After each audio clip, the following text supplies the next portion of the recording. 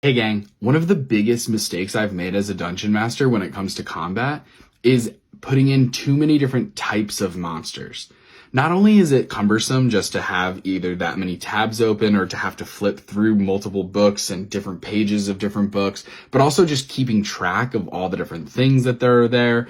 I recently did a fight where there were monks who had key points, sorcerers who not only had spell slots but had sorcery points. Then there was like the mini boss of the fight who had spells and all these different things. And then there were bandits who just had to hit and that was easy. And it was just so much to run that, yes, I want the fights to feel diversified and have these like differing enemies that the players have to change their strategy for how they handle the sorcerers versus how they handle the monks versus how they handle the bandits. All of that is great, especially for newer DMs. I highly recommend keeping it a little bit simpler in the beginning. You know, it's just in the beginning. You're going to get better. You're going to be able to add more things and have monsters with more complex stat blocks, and that's fine.